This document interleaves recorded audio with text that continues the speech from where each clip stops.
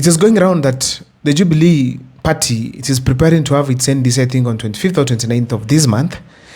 And they are planning to unveil Dr. Kengo Fred Matiang'i as their presidential candidate. And that's a clear indication that now Dr. Kengo Fred Matiang'i will be officially a Jubilee person, in that his party will be Jubilee. He will use the Jubilee Party to get other partners on board. Ladies and gentlemen, Dr. Kengo Fred Matiang'i's decision to join the Jubilee Party has both its advantages and disadvantages. We have to be sincere here.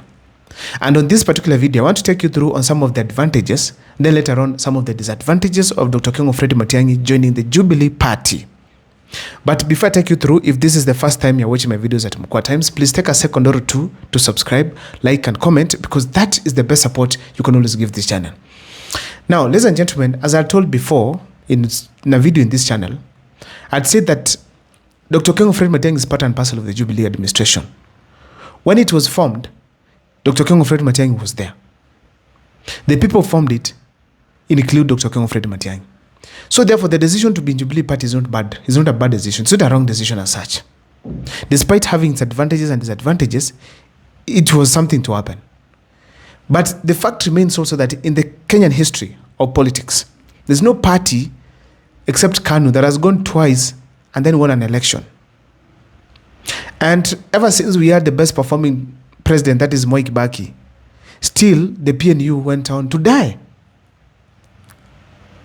So in a nutshell, as we speak today, ladies and gentlemen, it is very clear that the Jubilee Party, its success is the chances of it being successful in 2027, sio mingi, if you consider the history. However, let's believe there'll be some uniqueness from Dr. Kengo Fred Matiang'i's side. Let me dive into the advantages. Number one, Jubilee Party has a structure in that they have the leadership, they have offices, they have people operating at the grassroots areas. That structure is important considering Dr. Kengo Fred Matiang'i is a new person in politics. He has not vied before. So it is a good structure to help him have a place to start from. So that is very important. And this structure makes it easy even to mobilize, to brand, and even to go to various parts of this country during the campaigns. Therefore, it is not a bad decision as such to have him go with the Jubilee Party. Ladies and gentlemen, the advantage number two is this. Jubilee Party has very wealthy people who are able to fund Dr. Kengo Fred Matiang'i's campaigns across the country. Number one, it is the group of the billionaires from the Mount Kenya region who actually owned the Jubilee Party before. These people are able to inject some money, which can enable Dr. Kengo Fred Matiang'i conduct his campaigns very well. Also, Uhuru Kenyatta as an individual is wealthy, can be able to inject also some money. Apart from these two people, the fact remains that also Jubilee Party gets some money that comes to its accounts. Remember, it has members of parliament. And in the constitution, political parties are funded. Once you've met certain threshold of members of parliament, there's an amount of money that you get in every financial year. So the Jubilee Party also is entitled to get some money because it has about not less than 20 members of parliament. So considering this kind of money, then Dr. Kengo Fred Matiang'i has reasons as well to get into the Jubilee Party and start from there.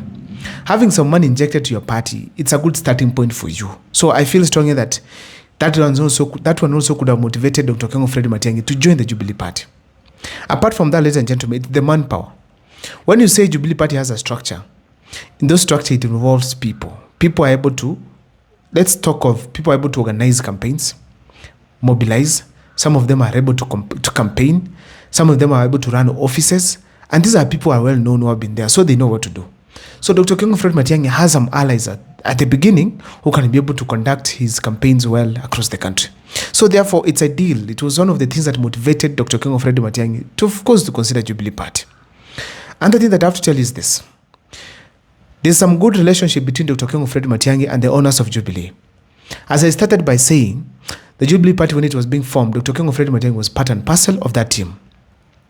Matiang'i was also part and parcel of Uhuru Kenyatta's government. The people who are owning Jubilee, the party leader is Uhuru Kenyatta.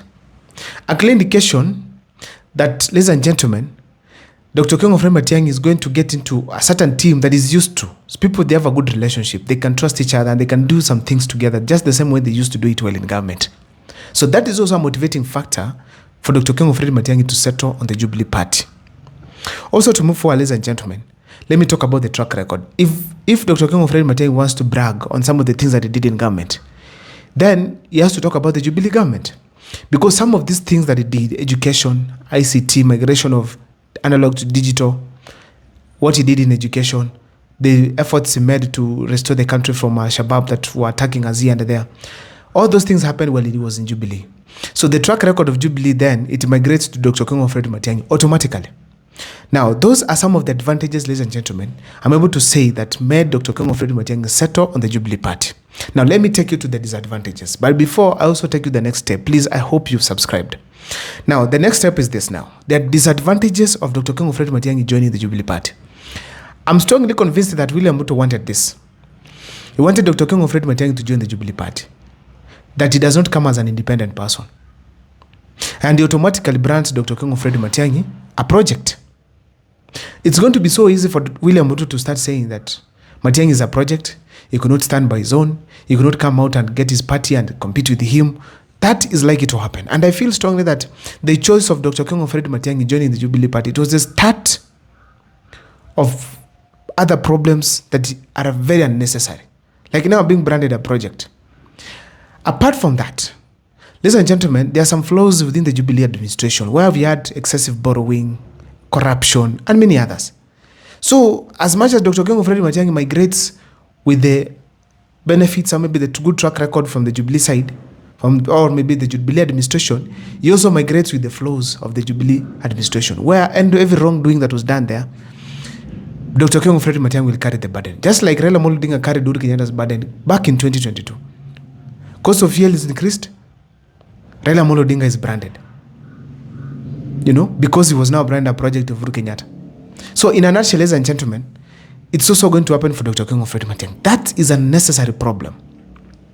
I also feel that there are people in this country, if they sit down, they also interrogate his decision to join the Jubilee Party. There are people, viewers do call me here. They ask me that why is it that Dr. King Fred Matiangi could not come up with his own party, brand it nationally, get leaders from the national level, and have people from Western, Coastal joining the party? Why did he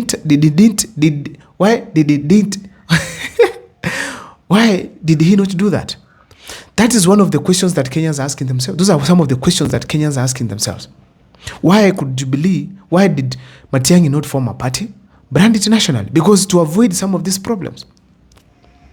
In a nutshell, there are those who take it that Matiangi is now confirming is a project of the government. To just sum it up, ladies and gentlemen, they're also trying to remember, some of these people interrogate some of the things that happened during Uhuru Kenyatta's time. Like excessive borrowing, the cost of living during that time, and some of the extrajudicial killings that also occurred. They also be associated with Jubilee and subsequent to Matiangi, and now people take that he will not be able to get rid of some of these things. There's some youth in this country feel that we need an administration that will be able to recover stolen land, stolen money, and like that. So they'll ask, will Dr. King Fred Matiangi be able to achieve some of these requests or maybe ambitions of Kenyans, having people being accountable? Ladies and gentlemen, those are problems that Dr. King Fred Matiangi has just created for himself by simply deciding to settle on the Jubilee Party. So therefore, I've taken you through the advantages and the disadvantages of the Jubilee Party choice. But please, in the comment section, give me your point. What do you think about Dr. King Fred Matiangi's choice of party for 2027? See you next time for more videos.